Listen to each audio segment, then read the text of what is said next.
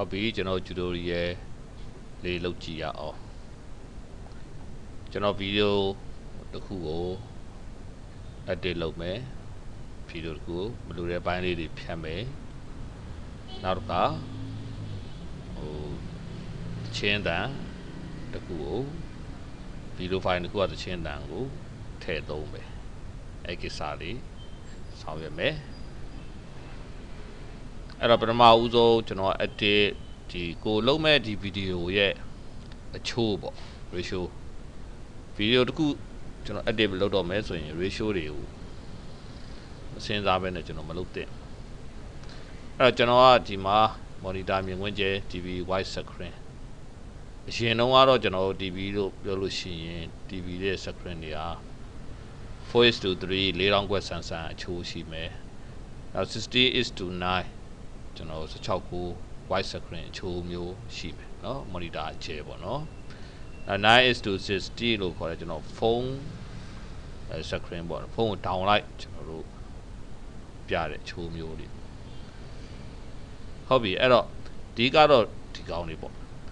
အဲ့တော့လောဆယ်အသုံးများတာကိုကျွန်တော် 60:9 16ခုကျွန်တော်ယူလိုက်တယ်ဒီမှာလည်းပြောင်းသွားတာတွေ့ရအဲ့အချိုးကိုကျွန်တော်အရင်သတ်မှတ်ပါမသတ်မှတ်ဘဲနဲ့ကျွန်တော်မလုပ်သင့်ဘူးအဲ့တော့ကျွန်တော် edit လုပ်မဲ့ video ခေါ်မယ်ဗျာ media room ကိုကျွန်တော်ရွေးထားတာဖြစ်ရမယ်ပြီးလို့ရှိရင်ကျွန်တော်ဘယ်ကနေရွေးမလဲ import media file ကျွန်တော်ဒီအဖွင့်မယ် okay အဲ့တော့ကျွန်တော်ဒီထဲမှာဒါကျွန်တော် video tutorial လေးတွေရှိတယ်ပေါ့ဟုတ်ပြီကျွန်တော်ဒီထဲက video 3 file လောက်ယူလိုက်မယ်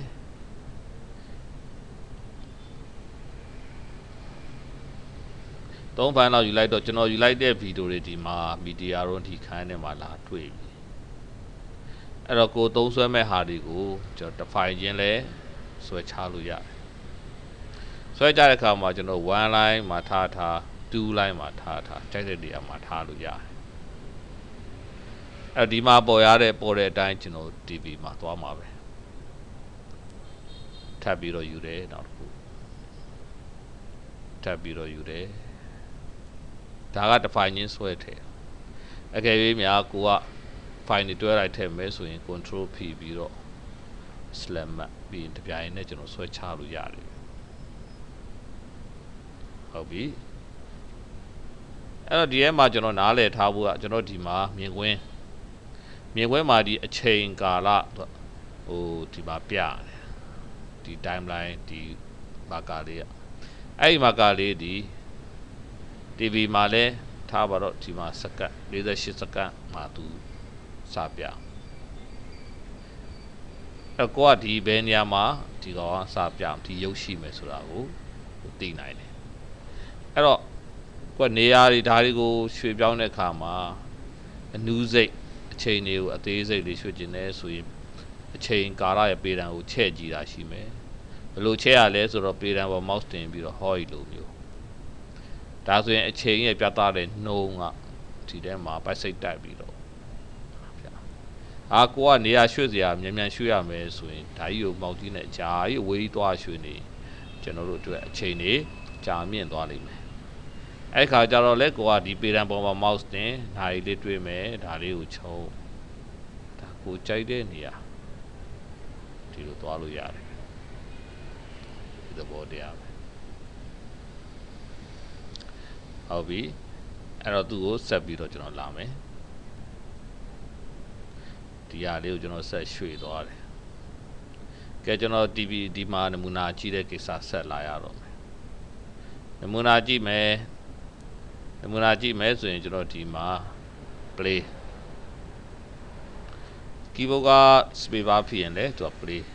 တော့ရှောက်ပြရချင်တယ်ဆိုရင်လေ space bar ပုတ်လိုက်ဒီလိုမျိုးဟုတ်ပြီကဲအဲ့တော့ဒီထဲကနေပြီးတော့ကျွန်တော်ထပ်ပြီးတော့နောက်လုပ်ငန်းစဉ်တစ်ခုဆက်လုပ်မယ်ကျွန်တော်လိုက်ရှာဘယ်နေရာဖြတ်ချင်တာလဲဟုတ်ပြီကျွန်တော်ဒီနေရာလေးကိုဖြတ်ချင်ဒီနေရာကနေစမယ်ဖြတ်မဲ့နေရာဘယ်နေရာထိဖြတ်မှာလဲ ဆက်သွားမယ်နော်အဲ့တော့စမဲ့နေရာမှာသူရက်ပြီးတော့ right click နှိပ်ပါဘာရှိမလဲ split နော်ဖြန်နည်းကအမျိုးမျိုးရှိရဲခုလောလောဆယ်ဒီနည်းကိုသွားရအောင် split ပေးပြီးတော့ကျွန်တော်ဘယ်သွားမလဲ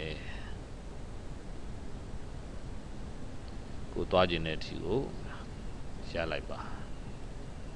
ရပြင်ကျွန်တော်အဲ့ပါလုပ်မယ် right click split ဖြတ်တောက်လိုက်ပါမယ်ဆိုလိုတာဒီနေရာနေဒီနေရာအထိဒါပေမဲ့ကျွန်တော်မဖြတ်ရသေးဘူးသူ့ကိုဖြတ်မယ်ဆိုတော့ဘာကိုသုံးမလဲ right click ထဲက remove ကိုသုံးမယ် remove သုံးတဲ့အခါမှာ remove မှာ delete ကိုနှိပ်ရတယ်တဲ့အဲ့မှာကျွန်တော်တို့ဆောင်ရွက်စရာက remove and leave gap ရယ် remove and free gap ရယ်ဒီနှစ်ခုကိုကျွန်တော်သိအောင်လုပ်အောင် shift နဲ့ delete နဲ့နှိပ်ရင် remove and relieve gap ဆိုနှိပ်လိုက်ရင်ဒီနာကကျွန်တော်ခုနကဒီကနေဒီဖြတ်ခဲ့တဲ့ video cut ကလေးတွေပြတ်သွားပြီအဲ့နာမှာမရှိတော့ timeline မှာဒီမှာ preview ပြတဲ့ဒီနေရာမှာလည်းကြည့်လိုက်တော့ဒီမှာမတွေ့တော့ဘူးဗျာအဲ့တော့ကိုကနေရာရွှေ့ကြည့်လိုက်ဟောတချို့နေရာမှာရှိဒီသူကြိုးရောက်တဲ့နေရာလာပြဒီမှာမရှိတော့ဟုတ်ပြီကဲဒီတော့ကျွန်တော်ကဒီနားမှာကိုယ့်ရဲ့ဗီဒီယိုမှာလည်းအမဲကြီးဟာနေမှာဒီဗီဒီယိုတွေကိုရှေ့တိုးမယ်အဲ့တော့ဘယ်လိုတိုးလဲဆိုတော့ mouse ကိုဖိဆွဲပြီးတော့ဒီလိုတိုးပါတယ် select မရမှာများမယ်ဆိုရင် shift ကိုဖိပြီးတော့နှိပ်ပတ်ပြီးတော့ဟောလို့တိုးသွားလို့ရတယ်ဒါကကိုယ်စိတ်ကြိုက်ပြန်ပြီးတော့နေရာရွှေ့တာကြားမှာဟာကွက်မရှိအောင်ကဲဒါဆိုရင်ဆက်ပြီးတော့ပြောစရာရှိမယ်စောစောအနေထားကိုကျွန်တော်နောက်ပြန်ဆုပ်ချင်ရင် control နဲ့ z နဲ့ကိုနှိပ်တယ်စောစောကကျွန်တော်ဖြတ်တဲ့နေရာလေးပြန်သွားလိုက်မယ်ကဲဒီနေရာလေးခုနနေရာလေးပြန်ဖြတ်တာကိုပြန်ပြောမယ် right click ကနေပြီးတော့ remove နှိပ်တယ်ဒီမှာလာပြီး remove and free gap ဆိုတာကြတော့ခုနလိုမျိုးပြန်ရွှေ့စရာမလိုတော့ဘူးအကုန်လုံးကိုတစ်ခါတည်းရွှေ့ကပ်ပေးလိုက်တယ်ဖြတ်တဲ့ဗီဒီယိုသာဖြတ်သွားမယ်နောက်ကဗီဒီယိုတွေသူ့ဘာသူဒီမှာလာကပ်ပေးလိုက်တယ်အဲ့တော့ဒီနီလာနှစ်ခုထဲမှာကိုစိတ်ကြိုက်သုံးနိုင်တယ်ကဲဆက်သွားမယ်အဲ့တော့ဒီထဲမှာကျွန်တော်ကဟောဒီတူထဲမှာပါဝင်တဲ့အတန်တွေတွေကိုကျွန်တော်တို့ဘာလုပ်မလဲအတန်တွေကိုပိတ်ထားမယ်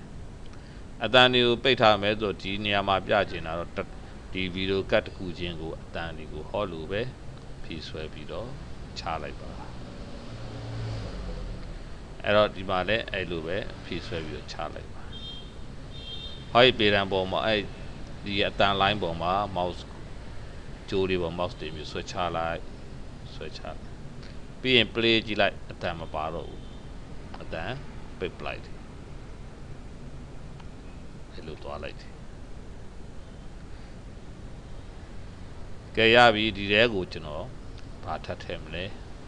ဒီထဲကိုကျွန်တော်အတန်ထည့်မယ်အတန်ကိုကျွန်တော်ဗီဒီယိုဖိုင်တစ်ခုကနေကျွန်တော်ထည့်မယ်ကျွန်တော်အင်တာနက်ကနေသချင်းလေးတောင်းထားတာပေါ့အဲ့ဒီကနေကျွန်တော်ထည့်မယ်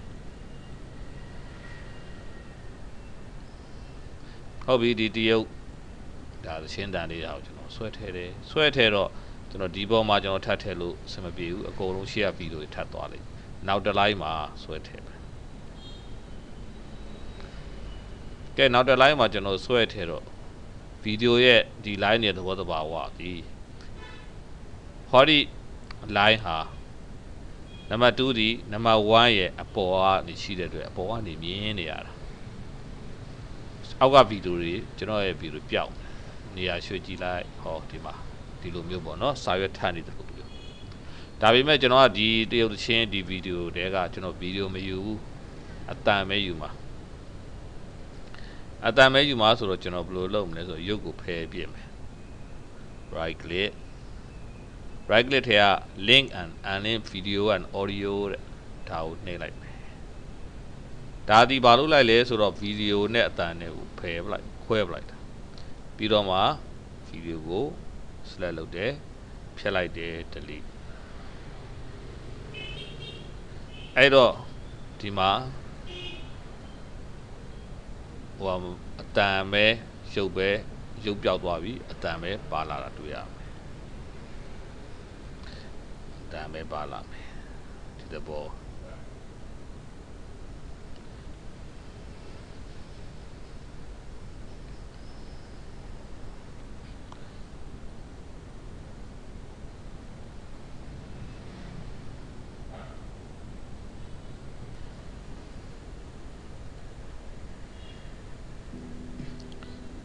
အဲ့တော့ကျွန်တော်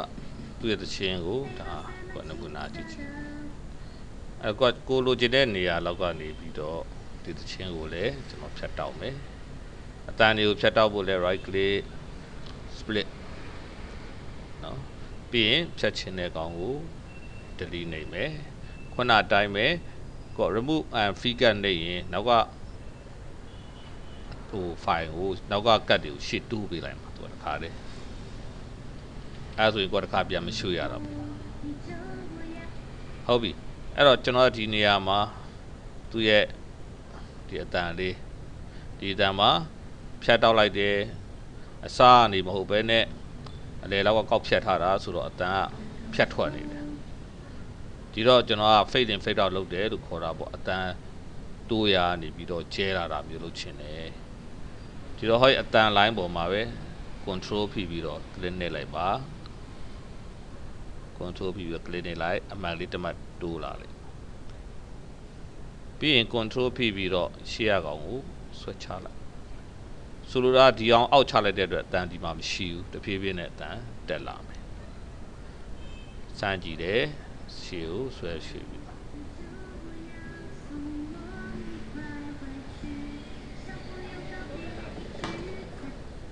ုတ်ပြီအဲ့တော့ကျွန်တော်ဒီနားလောက်ကျွန်တော်ရဲ့ဒီမှာ click နှိပ်လိုက်တယ်နှိပ်လိုက်တော့ဒီနားမှာဒီနားမှာလည်းကျွန်တော်ဖြတ်ပြစ်မယ် right click split ဒီနောက်ကအတန်ကိုဖယ်လိုက်တယ်ရှေ့ကအတန်မှာကျွန်တော်ဘာလုပ်ချင်လဲဆိုတော့ control ဖိပြီးတော့ click နှိပ်တယ် control ဖိပြီးတော့အောက်ကိုဆွဲချလိုက်အတန်အောက်ကိုပျောက်သွားအောင်ဒီလိုပေါ့ဒ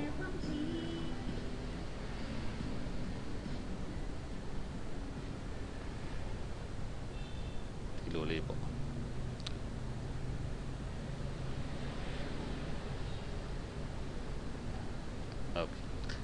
အဲ့တိုင်းပဲကျွန်တော်အပေါ်ကဗီဒီယိုမှာလဲဟောဒီရုပ်ကလေးကထွေးပြေးနဲ့မိန်အားနေလင်းလာအောင် transition run ကျွန်တော်သုံးကျင်တယ်transition run နဲ့ကျွန်တော် fade ဆိုတာလေးဆွဲထည့်လိုက်တယ်ရှေ့ကနေဆွဲထည့်တယ်ရှေ့ကနေတဖြည်းဖြည်းနဲ့သူကလင်းလာတယ်ဒီလိုမျိုးကလေးကြီးအချိန်နည်းနည်းမြန်နေရင်သူ့ select မှတ်တယ်ဘေးနားမှာအများကောင်းလေးနှစ်ဖက်ပေါ်လာမယ်ဆွဲချဲလိုက်ဒါအချိန်ကိုထပ်ယူလိုက်တာအဲဒါဆိုဖြည်းဖြည်းချင်း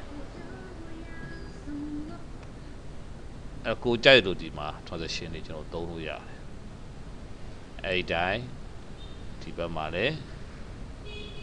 fade out ဒါကိုလိုတဲ့လောက် transition ဆွဲရွှေ့လို့ရတယ်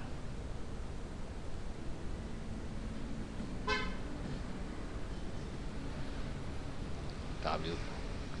အဲ့တော့ကြားတဲ့တွေ transition ထည့်လို့ရတဲ့သဘောတရားဟောကြားတဲ့တစ်ခုနဲ့တစ်ခုဖြတ်တောက်မှုရဲ့ကြားတဲ့တွေကိုကျွန်တော်ထည့်လို့ရတယ်ထည့်ခြင်းနဲ့ကိုကြိုက်လို့ကြိုက်တဲ့နေရာမှာကောက်ဖြတ်ပြီးတော့ထည့်သွင်းပေးလို့ရပါတယ်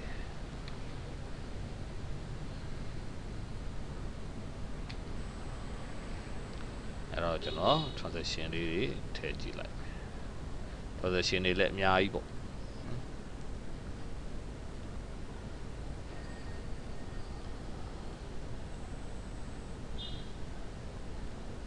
ကိုကြိုက်တာထည့်ကြည့်ပဲ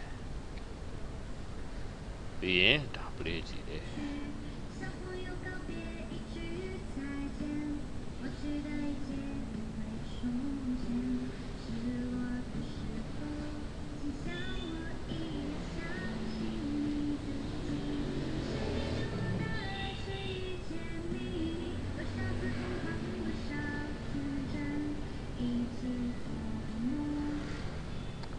ဟုတ်ပြီ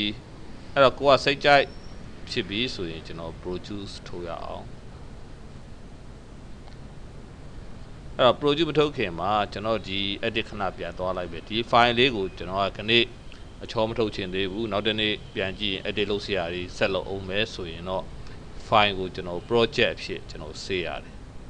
save project ဆိုတာကျွန်တော်အချောထုတ်တာမဟုတ်သေးဘူးကိုမူကြမ်းပေါ့နော်ဒါအလုပ်ခွင့်ရမူကြမ်းချောမထုတ်ရသေးတဲ့ video file edit လုပ်နေတဲ့ file ဖြစ်သိမ်းထားလိုက်တာအဲ့တော့ဒါကိုကျွန်တော်ဒီ file ကြီးကိုဒါဟို YouTube မှာတင်တာ Facebook နဲ့တင်တာလို့မရဘူးဒီ save လိုက်တဲ့ဟာကိုက produce ထုတ်မှ produce ကနောက်ဆုံးပိတ်ကျွန်တော်ချောထုတ်တာအဲ့တော့ကျွန်တော်တော့ဆက်တော့နမူနာပြချင်တာဖြစ်တဲ့အတွက်ဟောဒီတဲ့ကကျွန်တော် mp4 file extension မှာ mp4 ဒီနေရာမှာဘာလို့မှမရွေးသေးပဲနဲ့ဒါ quality တွေအမျိုးမျိုးရှိတာပေါ့နော်အဲ့ကိုသိမ့်မဲ့နေရာမှာ export folder ကိုသိမ့်မဲ့နေရာကိုသွားပါပြီးရင်နာမည်ပေးမယ်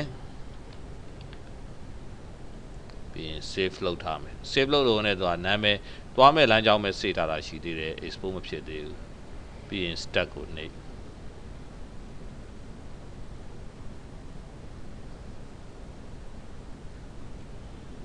အဲ့လို stack ကိုနှိပ်တဲ့အခါမှာဒီမှာ producing movie ဒါအချောထုတ်နေပြီချောတော့သူ့ကိုကျွန်တော်100ရာခိုင်နှုန်းပြည့်အောင်စောင့်ပေးရမယ်